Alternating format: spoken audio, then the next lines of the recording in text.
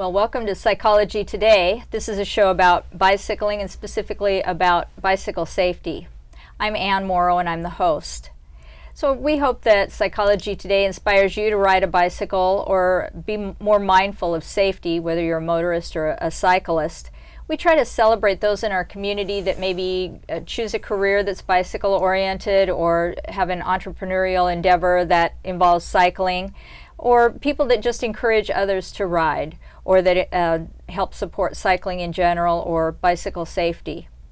Before we meet our guests, I want to thank our crew who's in the control room. Without them, there would be no show. And I want to mention too that this is a Northwest Bicycle Safety Council production. I'm currently the president of Northwest Bicycle Safety Council, and we've been working this year on a lot of bike safety fairs in the area and helping our younger riders in particular know how to ride safely in the streets and also make sure that they have helmets on their heads and really promote that idea of always wearing a helmet when they're out and about. In August, we held our annual event, Beaverton Banks and Beyond Bicycle Tour, and I know that a couple of people on that event did their first century, and by that I mean that these bicyclists set out a goal to ride 100 miles, and they accomplished that day. So that was really encouraging to all of us and really a celebration.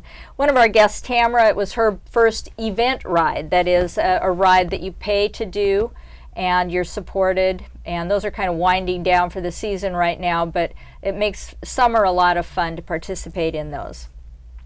So Northwest Bicycle Safety Council just took part in Bike Beaverton. We had a volunteer staff of about a dozen people, and we inspected helmets and made sure that helmets fit properly and gave away about 101 helmets to make sure that everyone was safe on their ride. And we're winding down now for our 2017 season and kind of go into hibernation for a couple of months, but we will be back in earnest in 2018, back at it, trying to make sure that those in our community who need a helmet can have a helmet. And we've been giving those away for years. We've given away well over 15,000 helmets over the years to those that need a helmet. So right now it's Women's Bike Month. And so we're taking some time to dispel myths and overcome obstacles and hopefully encourage women to ride their bikes. So this information isn't gender specific, but typically we find that there are fewer women cyclists. For example, statistics indicate that only 34% of bike share riders are women. And I know that personally on events like maybe STP, Seattle to Portland, the statistics indicate maybe a fourth of the cyclists. Like they have 10,000 riders, only a quarter of them are women. So we question why. So that's what we're going to talk about on our show. So our guests are Tamara Sullivan, who's sitting right next to me here, and she's new to riding, and I thought it would be nice to have the perspective of a brand new cyclist. And then I've got Kathryn Doherty-Chapman, who is an experienced and avid cyclist, and she encourages cycling in the Lloyd district in Portland. And I'm going to participate a little more than usual because I'm a cyclist as well, and I'm a female, so I think I qualify. So let's get started. I've got, again, Tamara here to my right, and then Kathryn. And so welcome to both of you. Thank you for having us. Thank you. Glad to have you along here. So I'm going to ask each of you to tell us just a little bit about yourself, give us a little background.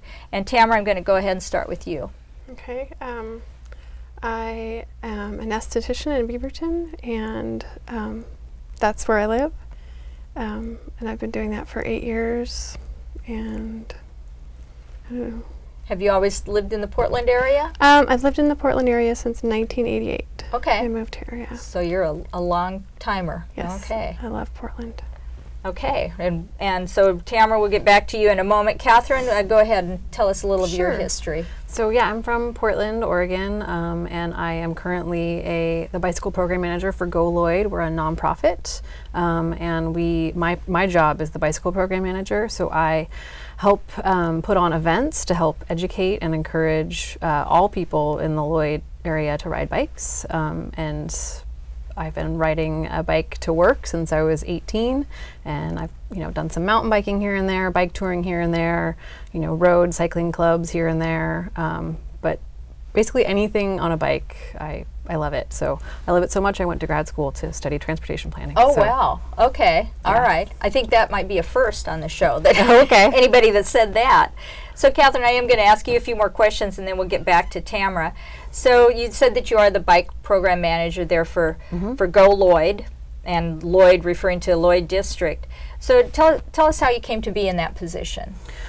Like I said, I've been commuting since I was 18, and I started becoming interested in bicycling as a form of transportation because of sustainability concerns about reducing greenhouse gas emissions and getting more exercise.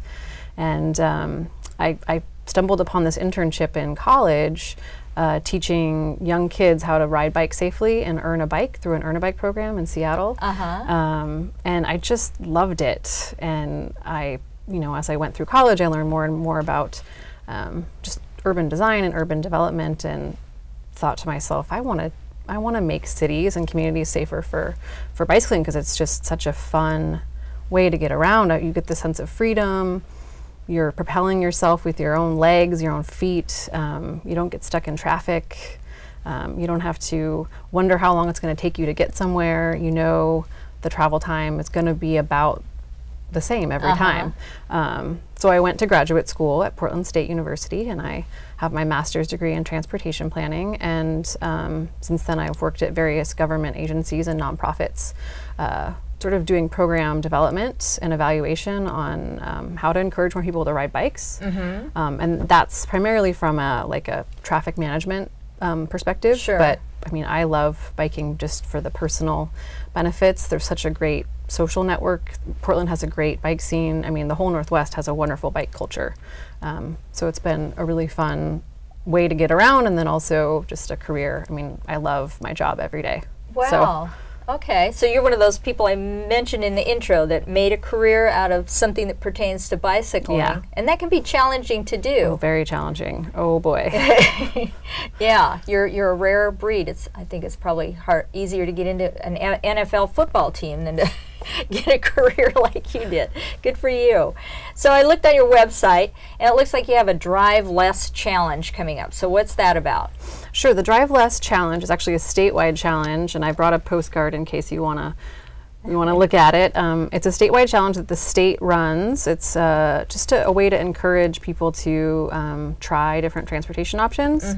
So if people want to start taking the bus or MAX to work, or carpooling, or riding their bike, they can be entered to win really great prizes if they log their trips on Drive Less Connect.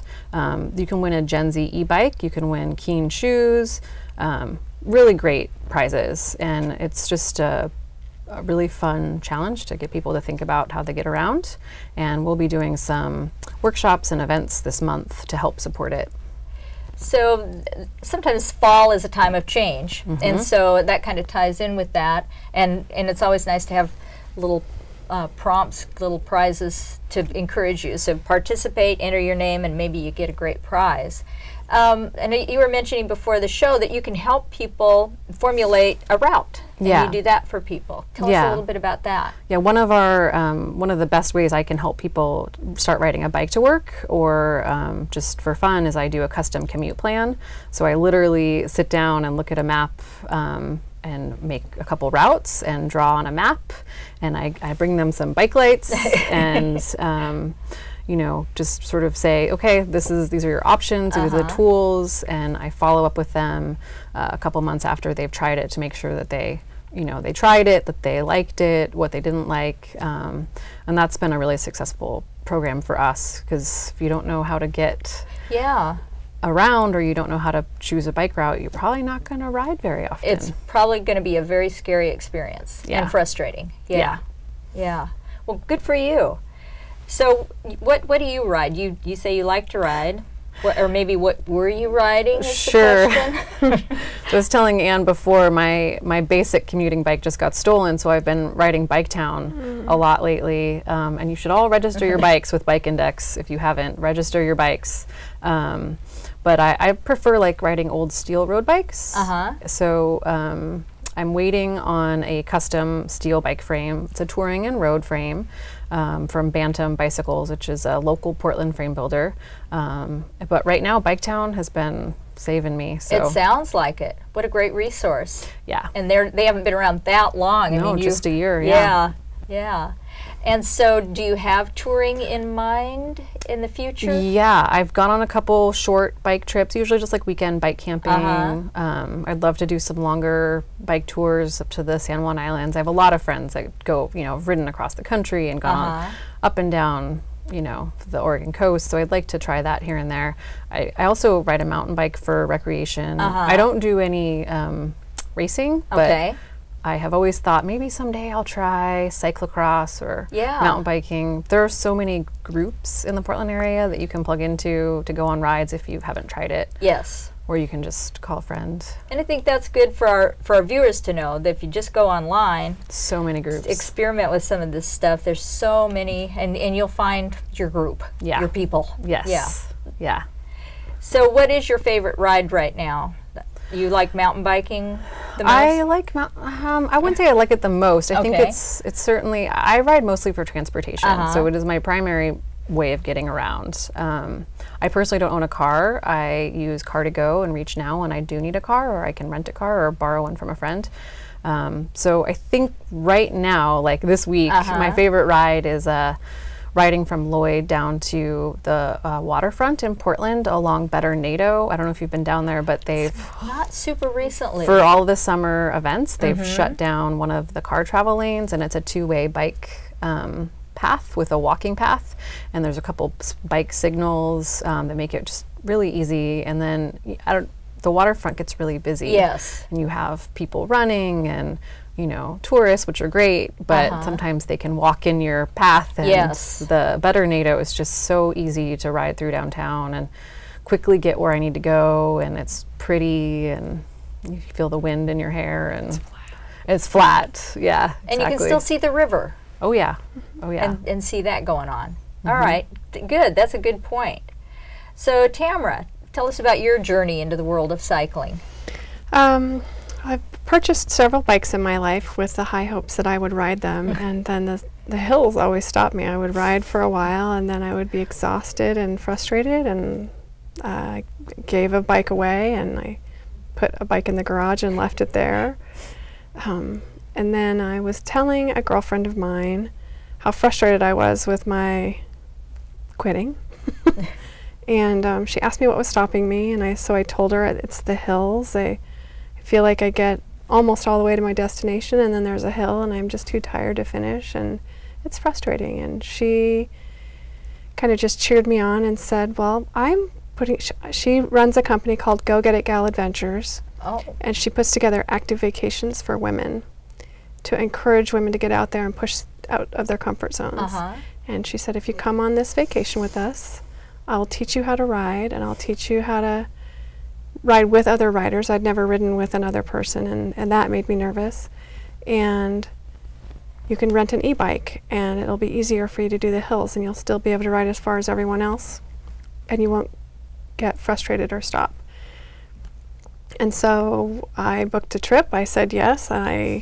She got me training in spin class before the trip, so I could ride 12 miles before I went on the vacation. And we went to Greece on an 8-day boat trip where we went to, I think, 7 different islands and rode across the islands, and the elevation was incredible and beautiful, and the e-bike let me ride, and I was able to adjust the amount of power that I was using so that I was still getting a good workout, but not so much that I just couldn't participate and keep up with all the other more fit cyclists.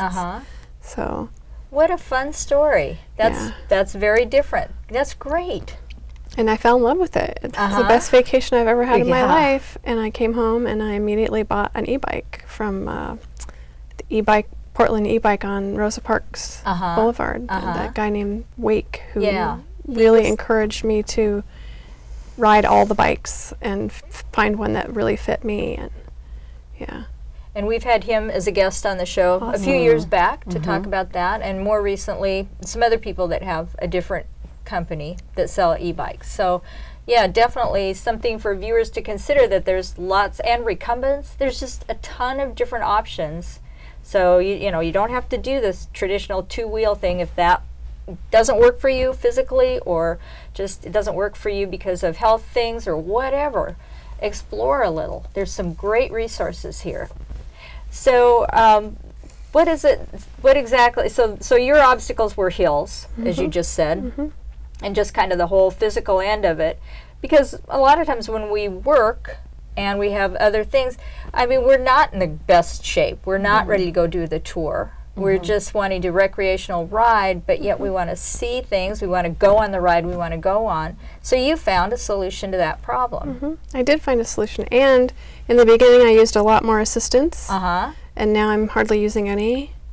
I'm able to put it on the lowest setting and use the gears, and when I went and bought the bike, I told Wake it was important for me to, if the battery dies, I want to be able to still ride my bike. And so he set me up with one that has gears that rides like a traditional bike with just as much assistance as you want. And I've been riding it with nothing in all of the flat areas of Beaverton, and I only turn it on when there's a hill. So I've worked myself up to a fitness level where I'm much more secure. Yeah. And I think that helps dispel the myth that e-bikes are not scooters. They No, are bicycles. you have and to you work. need to work. Yes. Yeah. And you're getting exercise, and you're improving your physical fitness, obviously. Yeah. Good. Yeah. So what has been your favorite ride that you've done? I love to ride along the waterfront and the river, and I also love the Banks Vernonia Trail. Yeah, the Rails to Trails programs, I really want to ride them all. I want to ride as many as I can, and that's my favorite one so far. So. Good. Well, hopefully we'll develop more in our area. Yeah. And you can go elsewhere too. Yes. So I wanted to talk a little bit about myself and give my background a little bit, and then we'll go to a quick break. So I've been riding most recently for about 25 years. I kind of got back into it when my two boys got old enough that we could leave them home alone. They were teenage boys, and they slept all day anyway, so they didn't know we were even gone. So my husband kind of drew me into cycling. He was getting into it, and you know, so we both did it. And we kind of had different approaches to it, but we both got to the same place, and ultimately ended up with a tandem and rode a tandem together for many years. And since then, he's stopped riding. He just kind of, got out of it, and I've continued to ride. So I kind of, I just enjoy the social element of it. I've made a lot of friends through cycling, and the exercise, the fact that I have a bike ride coming up motivates me to go to the gym in the winter when I really don't want to go, but I think, oh, but I want to ride in the spring, so I need to stay in shape so I can do that. I also am one of those people that ride to eat. Riding a bike burns up calories, and so I like to enjoy something special, a sweet something, or some pasta or something that maybe otherwise I wouldn't do because I wouldn't have burned up all those calories. And you know, sadly, one of my favorite rides is the Columbia River Gorge. Again, river, but the Columbia River, you know, that's having a bad forest fire right now. So we'll see what is there next season. And so that's really devastating. But it's just, we are so fortunate to live in the Northwest and have that Columbia River to ride near. And there's some great resources, and you know, like from Troutdale out to Multnomah Falls, or from the Dalles towards Hood River, using the old scenic highway that has been restored. And we'll see where they're at after all this is over. So I think we've kind of set some groundwork about who we are. And so we'll go to a quick video about bicycle safety, and then we'll get back to talking about women in cycling and some of the obstacles they face. Ride single file in the same direction as traffic. Obey traffic signs and signals. Signal your turns and look behind you before you turn. Ride single file in the same direction as traffic. Obey traffic signs and signals. Signal your turns and look behind you before you turn. And always stay alert.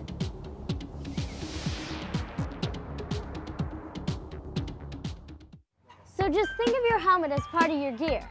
You don't see a soccer player without shin guards. You don't see a basketball player without shoes. You don't ride your bike without your helmet. It's part of the gear. Ride safe, ride smart. It's time to start today.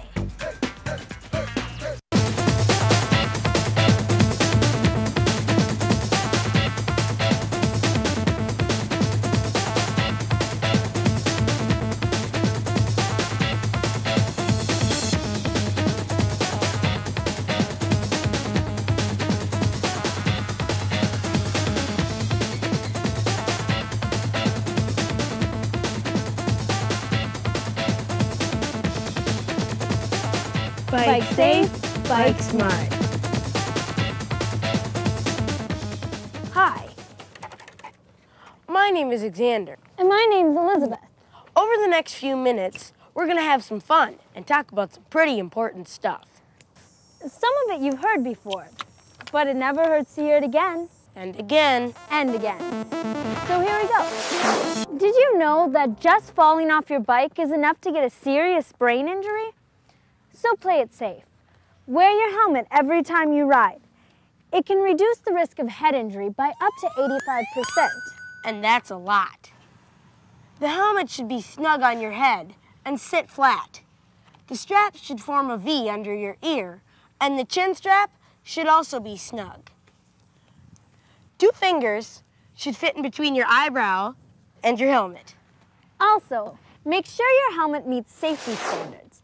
Look for a sticker that says CPSC.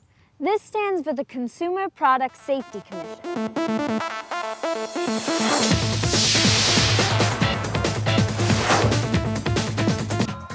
All the stuff we talked about today is common sense. But you still need to think. Be courteous and be predictable by always riding in a straight line. Wear a helmet. And follow the rules of the road. Ride with traffic on the right side of the road. Ride single file. Obey traffic lights and traffic signs. Check behind you before turning. Use proper hand signals. Stop, look left, right, then left again before entering a street. And use caution at an intersection. Make eye contact with other drivers. Be careful around parked cars and watch for objects in your path. And at night, be seen to be safe. Never assume that motorists or pedestrians will see you. Remember, bikes are smaller than cars, and if there's a crash between the two, any guesses who will win? That's all the time we have. So remember these 4 words. Bike safe, bike smart.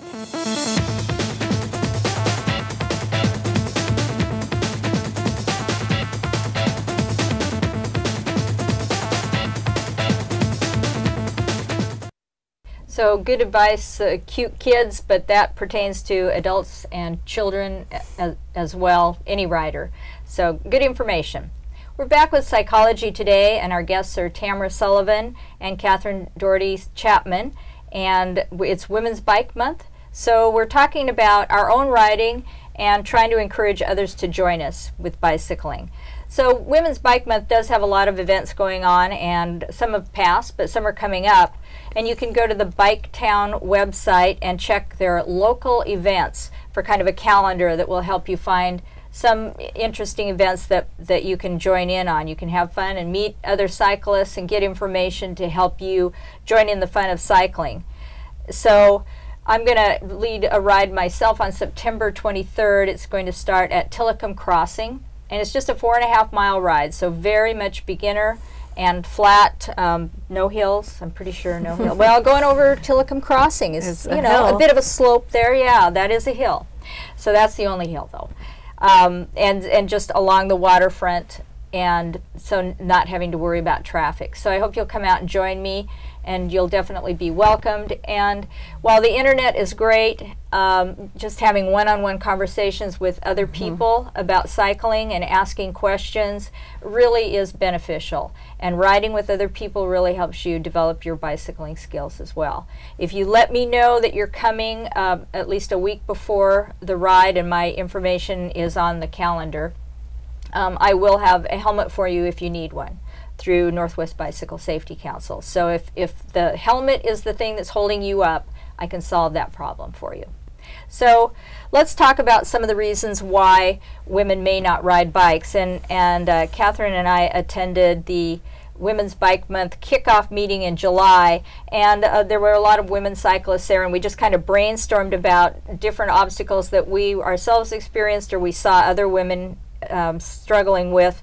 And we're going to list some of those and kind of discuss them about maybe why some women don't ride bikes.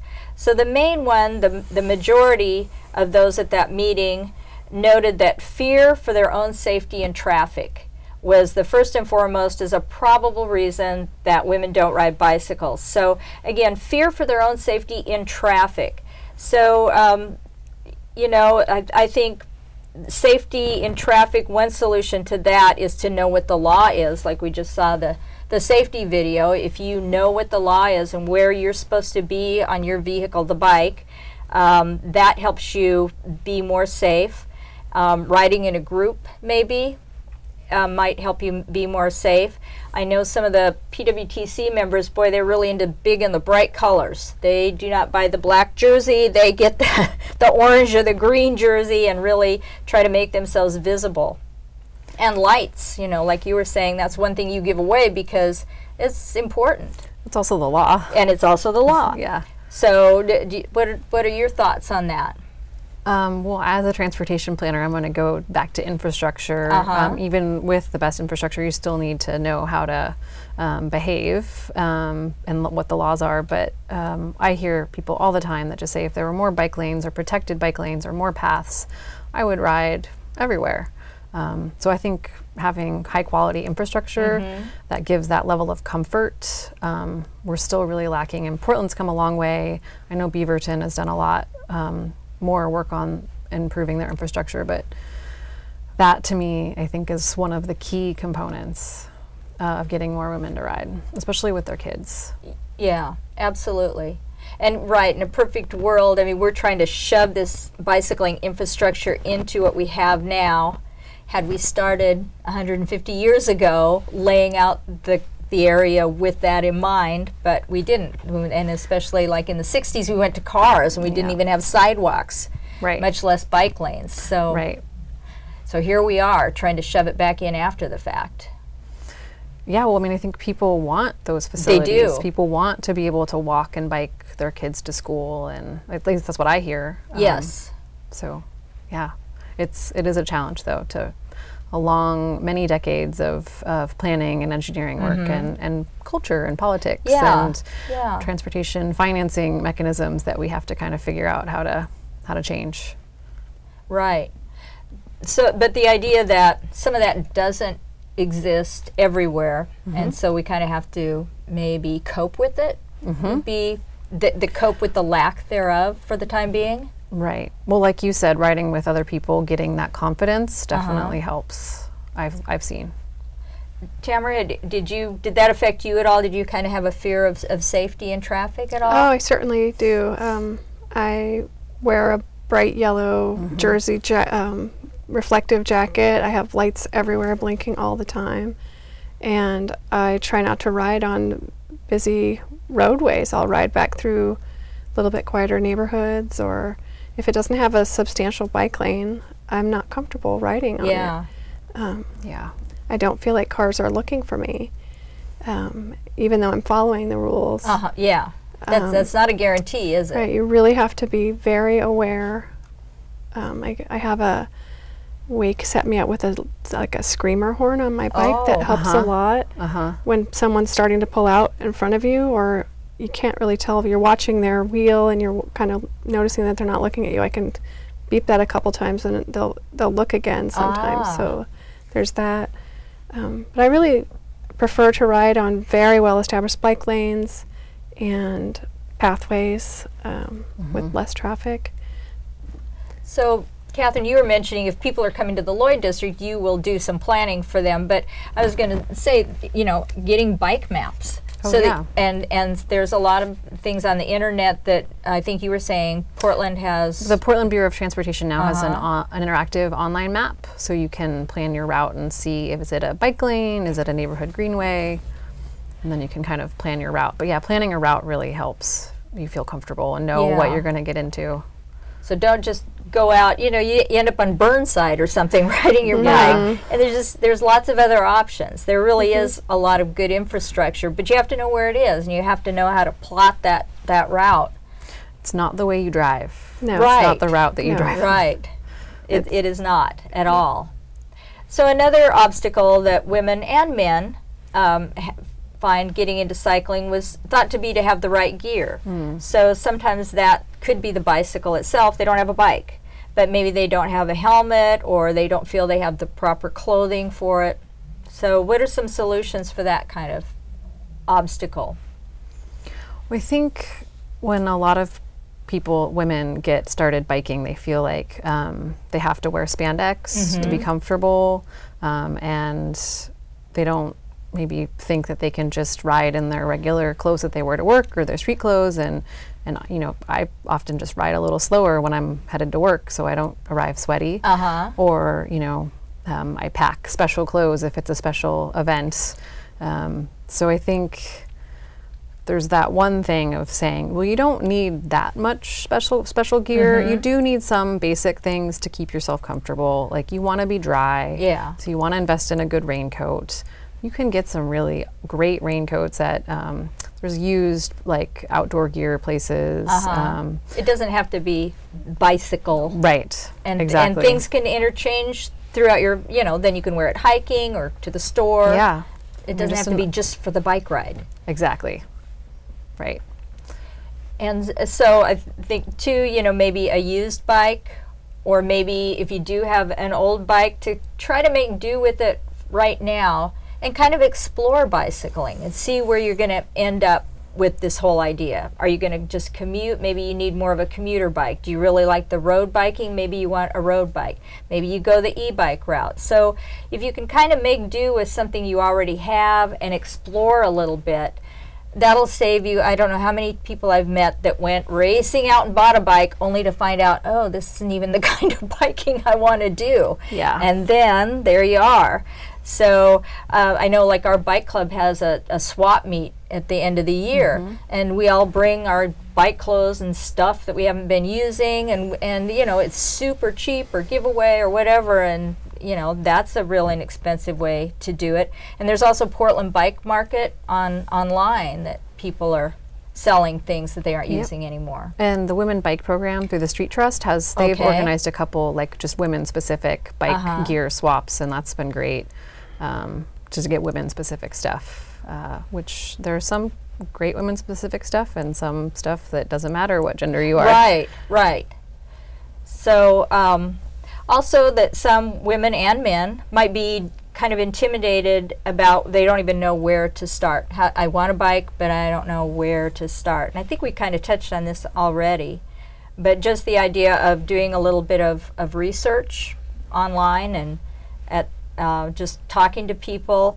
Come to pwtc.com, our bicycle club, and ride with us. Again, talking to people. Ride Like a Girl. They really encourage women to ride and are really helpful and want you to succeed. So there's a lot of support there, and I think the Street Trust also has, again, women's specific type. Yeah. The Street Trust has a women bike program where they put on workshops and events and rides aimed at just helping women meet other women and build their confidence in all types of biking, if it's racing or commuting, or they organize a bike tour to Stubbs Stewart, so bike camping. And I believe on the Biketown website for Women's Bike Month, there's a whole list of Portland area clubs. There are so many clubs and groups in the Portland area that help people and women bike. There's the Bike and Betty's. They ride every Monday night. I can't even remember all of them. There's so many. There's so many. And I think one of the things that you said that both men and women sort of stumble through is when they want to get started, they're like, well, you know, these people that I see biking don't look like me. Maybe Mm-hmm. they're, like I said, maybe they're only wearing spandex. Yes. Or a whole cool matching outfit. they're only white. I don't want to do that. Or they're all men. Or they're just whatever. They're really skinny. Yes. They don't look like me. And so I think that is a stumbling block for people. But there are so many blogs and organizations. I feel like, especially in Portland, you're going to find a group for you. Yes. Right, and don't give up. Yeah. I've found that cyclists are all really nice people, and just having that commonality of the bicycle goes a long ways in just helping you enjoy each other. Yeah. But yeah, maybe one group meets your needs better than another group. So don't give up. Keep trying some of these different groups until you find the place that works best for you. So again, probably women more than men, but not exclusively. Some people are intimidated by the bike shop. Now it sounds like you went to the e-bike shop, and you had purchased other bicycles before too. So my other bicycle purchases weren't great, and so this time I looked online and read the reviews from people about bike shops, and I chose a bike shop where everyone really liked the staff, so that I could feel like I could trust their information. And they encouraged me to, I didn't go on one, but they encouraged me to go on one of their many organized rides where they let you rent the bike and you go on a long ride with them, and they teach you a whole bunch of things about riding. And I just ended up riding around their neighborhood on several bikes. And the support that they've given me is fantastic. And the tips for, you're an e-bike rider, so people are going to give you a hard time about being a lazy cyclist. And, you know, you just respond with, it's better to get out there and keep going than to not ride at all. Right. And it shuts them right up, and they're like, oh, well, yes, of course that's better. And so that was helpful. And I really did my homework on where I was going to buy my bike this time. And I went to several shops, and I really liked the e-bikes the most. And it sounds like you say, they listen to you. I mean, the fact that you have that horn thing that you described leads me to believe that they really listened to what your personal concerns were, and they tried to help you feel more comfortable. They really did. So that's really important. Yeah, I get this all the time. I don't know how to buy a bike. I don't know what questions to ask. I think it's just like intimidating if you don't know the terminology. So I get asked to go bike shopping with a lot of my friends and acquaintances. So I think either having a buddy helps, and then sort of getting, learning some basic terminology about like what different types of bikes there are, knowing what kind of bike you're looking for, and then just knowing that it's okay to, if you're not having a good experience, that you can go to a different bike shop, because there are so many, and they specialize in so many different things. And yeah, just go to the next one if you don't have a good time. And you're absolutely right. But I have to say, most bike shops in our area are really great people, for the most part. Just really nice people, really helpful, really friendly, and passionate about cycling, and anxious to help you. So, so that's a good resource. But you're right. If you're not having a good time, if maybe you get an employee on a bad day or something, move along. Right. There's a lot of great people out there. So some of the other concerns that were mentioned as possibly inhibiting women from riding bicycles concern personal safety. So different from our first point, but the personal safety being harassment or racism or sexism. And I don't know, like you said, you get harassed maybe a little bit on an e-bike. So what are some ideas about that obstacle? I have an idea. Okay.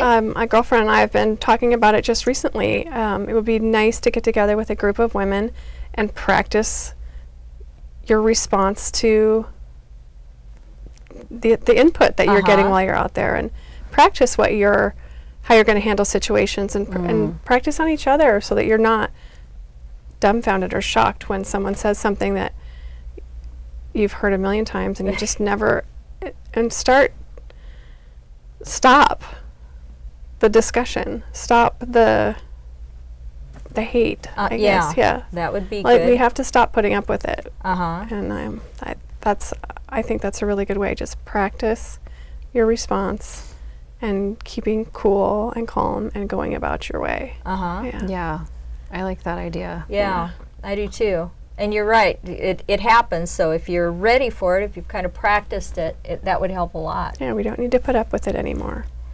Yeah. Yeah, I mean, if I'm harassed by motorists or other people while I'm biking, I mostly just ignore it, and I kind of pay a little bit more attention to my surroundings and maybe ride a little bit faster away. But it does take some confidence and some practice and getting, you know, your heart racing and saying, okay, I'm going to be okay. Yeah. I'm going to pay attention and I'm going to ride away. But I like that idea of practicing responses and getting ready. That's a good idea. I'm going to add that to my list of programs and services. Well, and one I'll thing, be a guinea pig. not exactly that, but I try to be proactive in noticing motorists when I'm holding them up in traffic. They wanted to make a left turn, and here I go through the intersection because I've got the right of way. I wave at them. Yeah, I see you. I'm really sorry. I'm holding you up. I know, for 2 seconds, granted, but I'm holding you up. And just acknowledging people when they're stopped at an intersection and they could go through, but for me, going, hi, thanks for seeing me, just a quick wave, and trying to positively reinforce we're all in this together.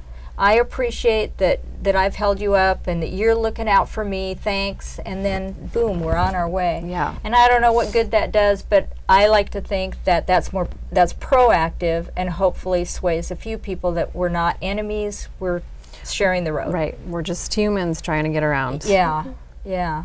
I think thank you for sharing the road is a fantastic way of making cyclists look like good people. And a lot of drivers are anti-cyclist, but we're your neighbor, we're your sister, we're your cousins, we're And if you were in a car, you'd be holding them up even more. So another thing that we also touched on was the idea of not riding because of fitness or body shame issues. Yeah, that's a tough one. I don't really have a great answer for that one. But I hear, like I said, I think it comes back to who people are seeing and the representation. And if they go to a bike shop and they don't see somebody that looks like them, that's maybe not as encouraging. Yeah, right. And I certainly don't have a magic wand, but I encourage people, you know, own who you are. That's fine. There's all kinds of shapes and sizes, and just try to not be concerned about that. I think we've had a guest from Team Estrogen on the show, and that's a website where they do have clothing for, you know, more a plus-sized woman, so that if you don't have to wear Lycra, but if that's what you're choosing, maybe you can find your size more easily at Team Estrogen. They have a website. They're here local, but they do everything on the web. Also, there's Tonic, T-O-N-I-K, that I've run into in the area, and they make a more full-size bike jersey. So that I know a lot of us, you know, if you're of a certain age and you maybe have a little bit of a muffin top and you put on this elastic right around your waist that just accentuates what you really don't want to show off, that's uncomfortable. So maybe Tonic has a looser fit that kind of flows over you. That might be an option. And Sweet Spot Skirts, that's in Vancouver, Washington, has little skirts to wear that kind of maybe cover some of the hip area and stuff that you really don't want to show, but you want the padding from a bike short. So there's workarounds, and there's people out there looking out for you. Absolutely. I always check the blog Bike Pretty for more sort of fashionable and feminine sort of bike ideas. They have like bike helmets that look like cute little hats and a bunch of other things like nice bike bags. I'm always on the lookout to find a pannier that looks like a purse. And believe it or not, you can find them. But Fun. It does take some internet sleuthing. Yeah, yeah. So again, just ideas of I know I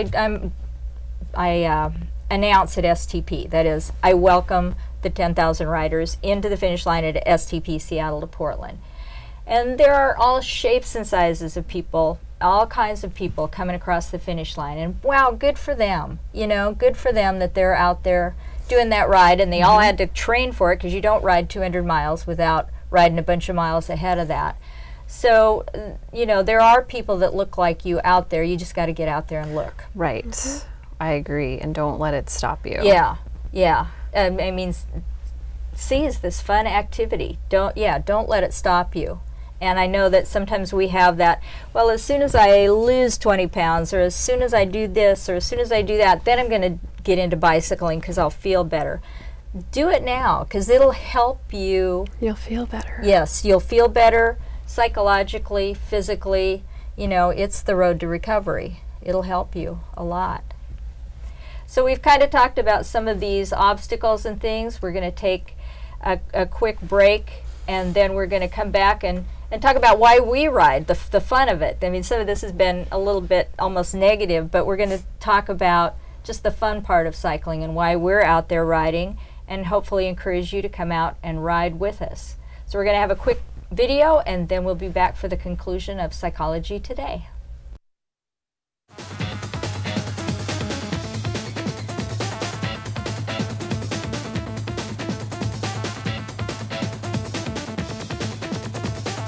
Bike safe, bike smart.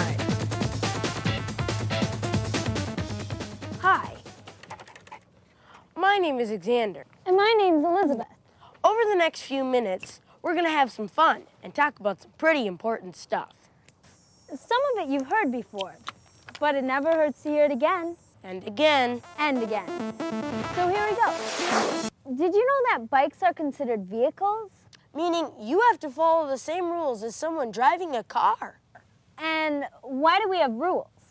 To keep us safe and to keep things moving smoothly. That means when you ride in the street, ride in a straight line with traffic on the right side of the road. Riding against traffic is dangerous. It puts you where the driver of a car isn't expecting you. Meaning he might turn in front of you, or worse, into you. And you know what that means. Ouch. And if you're riding with friends, always ride single file. And here's something else to remember. Always obey traffic lights and signs, and pay attention to lane markings. When you see one of these, stop. When you see one of these, yield. Traffic might be coming from one side or the other. Now, since your bike doesn't come with turn signals, use your hands. But always check for traffic before you turn. Do this to turn left, this to turn right. Also, some states allow you to do this to turn right, and do this to stop. Did you know that 70% of car-bicycle crashes happen at driveways or intersections? So before you enter a street, stop, look left, right, then left again. And use caution at intersections. Be careful. Don't be a statistic. Hey, now a word about staying alert. If you're riding your bike, Xander. Hey. If you're riding your bike, leave your headphones at home or stick them in a backpack, because if you put them on your head, you won't be able to hear the traffic around you. Bike safe, bike smart. So another good safety video that applies to all ages. Always helpful to watch that information and remind us what the laws are. And those arm signals are really important for we cyclists to let the motorists and other cyclists around us know what we're planning to do. So do remember to use those signals. So we're back with Psychology Today, and we're celebrating Women's Bike Month. And so we're talking about bicycling and especially trying to encourage women to ride their bikes. So let's talk about why we, those of us here, ride our bikes. And again, Tamara is a very new cyclist, and Tamara, why don't you tell us, you kind of talked about how you have progressed riding your e-bike. How do you hope to progress in the future? What goals might you have set for yourself? I would like to ride more with the rides that you put together to get connected with more riders and build a network. And I also would like to train for longer rides I'd love to do STP someday, and I'd like to do a multi-day camping type of ride and just incorporate it into my vacation lifestyle. And also I'd like to ride more just day trips, day rides, where I ride out and about in the neighborhood and maybe get across town on it, see the city. Yeah. Yeah. We've got a beautiful city to explore. And Kathryn? I love biking because like I said, the sense of freedom. I don't have to worry about getting stuck in traffic. I can save money. The travel time reliability I found is the best. I mean, in terms of, okay, if I leave my house at 8 o'clock, I know I'm going to get to work by 8:20. I love that. And I like that you experience the world a little bit differently. You can say hi to people, you can smell the flowers, you can hear, you know, people. When you're in a car, you're isolated. So I like that social sort of aspect of just, you know, I'm getting to work, but I can stop and say hi to a friend that I ran into, which it would be much more difficult to do if I was driving. I might not even see them. So I really like that, and just the sense of power of like knowing that I'm propelling myself around is just, I really love that feeling. Yeah. And I think, yeah, that idea of being kind of encapsulated in a car, and sometimes that's kind of a necessary. But yeah, even on longer trips, I mean, I think of Cycle Oregon, for example. To cross part of the state of Oregon on your bicycle and be out in it the whole way and meet the people in the little communities and just see and smell. And sure, sometimes the smells aren't all that great. Bucolic, I call it, you know, the dairy cows and all that, but roadkill. But for the most part, yeah, just, I mean, just that whole, your whole sense is just taking it all in. It just really is different. And I don't know, very invigorating. And you notice the hills more. Yeah, yeah. What hill? Right, you do. I know, and I do it like pretty much the same reasons. I mean, the adventure of getting out on the bike. I know when I first started back in the 90s, my husband and I and a friend that was riding with us, we'd get the Rider's Digest, they called it, from Portland Wheelman. It was the monthly schedule of what rides were coming up, and we'd get our little highlighters out, and we'll do this ride then, and we'll do that ride, and then we looked forward to it the whole work week of, we're going to go, you know, ride around Canby or whatever we were going to do. And it was just really a fun experience and something to look forward to. It was a break out of our ordinary day, our ordinary life. And I really found all that riding to be like a mini vacation on the weekend, to get out and ride, you know, some distance, 30, 40, 50 miles, or maybe even a little more, just really getting away. And you really hadn't gone mileage-wise that far from your home. Right. And so I find that to be really helpful. And I think, like you touched on too, when the first time I did STP, Seattle to Portland, would have been probably in the mid 90s probably. It was empowering. My boys made fun of me when I said, I feel empowered, and they made fun of me. But it did. It really is. It really made, and the first Cycle Oregon I did, after riding my bike, you know, several hundred miles for a full week. I mean, I just came back feeling like, bring it on. I can do in my work life and whatever, I can handle this. Yeah. It really affected me. And I'm of an age where when I went to high school, girls didn't do sports. I mean, Title IX came into being when I was graduating from high school, so girls didn't really do stuff like that.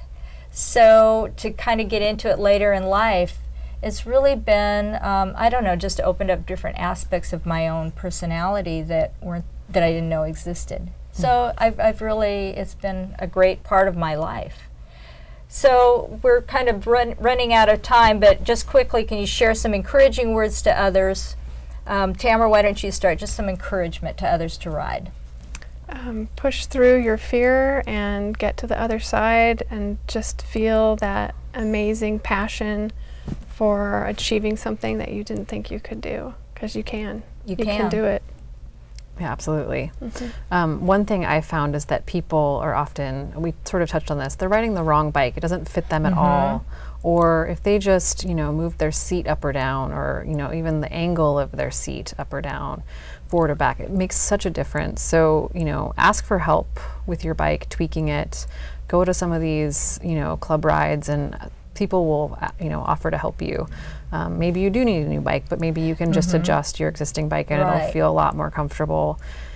Make sure your tires are inflated. Riding a bike on underinflated tires, it's every time I pump up my tires to full pressure, I'm like, oh, I thought I was gaining weight. Nope, just need to inflate my tires. And, just try it. Make a goal to just try it a couple times. And like you said, don't give up.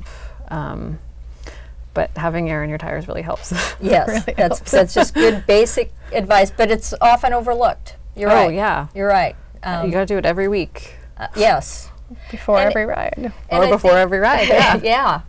As a ride leader, I often tell people this should be fun.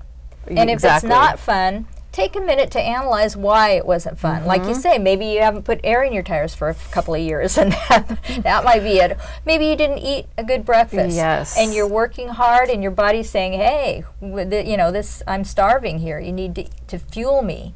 And maybe there's something wrong with your bike, like you're saying, or whatever. But kind of try to take a few minutes to analyze what's going on, and then talk to other people and make it fun. So, there's help out there. There's resources in our community of all communities, Portland. There's people there to help you with ideas. There's women-specific bike shops. The list goes on and on of things that your problem can be solved. So reach out and look for that help and ask your friends about it.